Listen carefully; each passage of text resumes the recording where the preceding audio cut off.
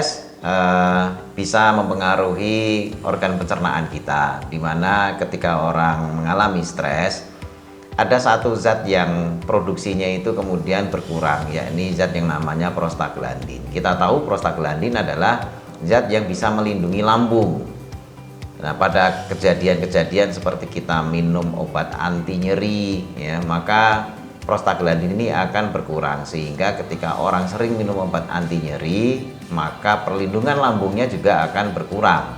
Efeknya kalau minum obat anti nyeri dalam jangka panjang akan menyebabkan gangguan lambung, mah, sampai kemudian menjadi ulkus atau tukak lambung. Demikian juga dengan stres. Ketika terjadi stres ini, prostaglandin pun juga berkurang, sehingga perlindungan di lambung ini juga akan mengalami pengurangan. Nah, pada stres juga, selain prostaglandin pelindung lambung ini berkurang, juga terjadi peningkatan asam lambung. Jadi asam lambung naik, ditambah pelindung lambungnya berkurang, ini tentu saja akan berpengaruh kepada penyakit MAH, yang efeknya kemudian dirasakan, perut itu akan terasa perih, kemudian rasa mual, dan lain sebagainya yang biasa diderita oleh penderita MAH.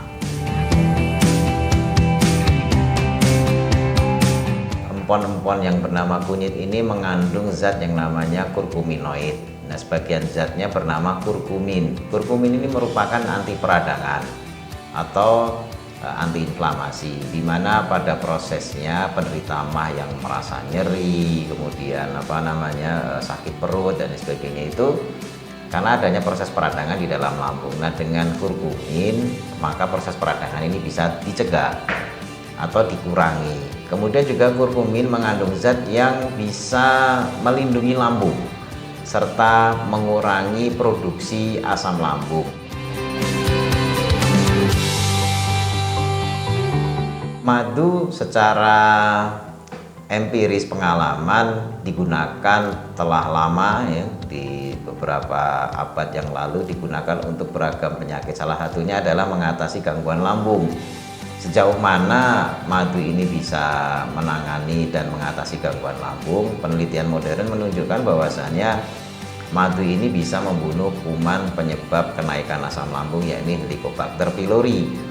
Dengan terkontrolnya pertumbuhan kuman Helicobacter pylori ini, otomatis juga produksi asam lambung akan terkontrol.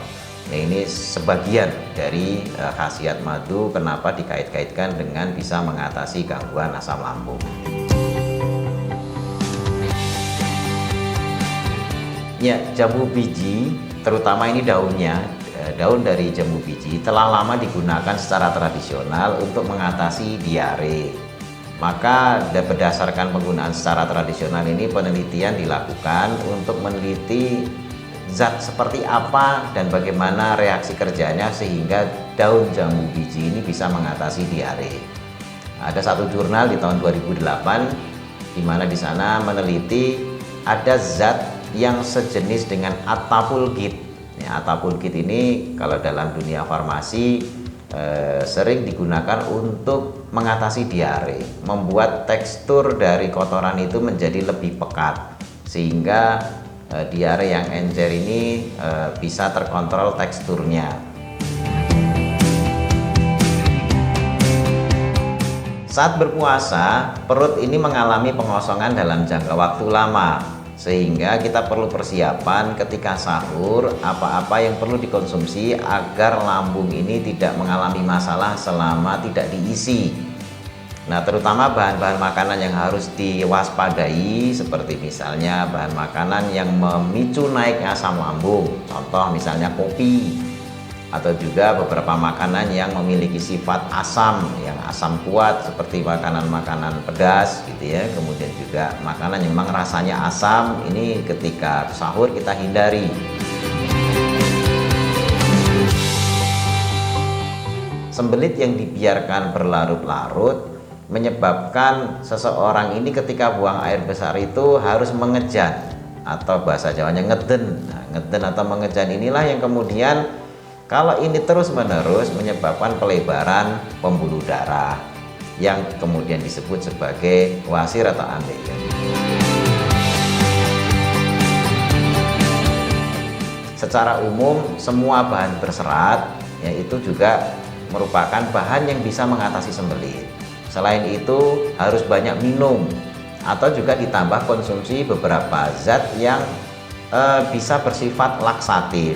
Ada beberapa herbal seperti misalnya adas misalnya. Ini juga merupakan anti sembelit dan bisa digunakan sebagai anti hemoroid secara tradisional.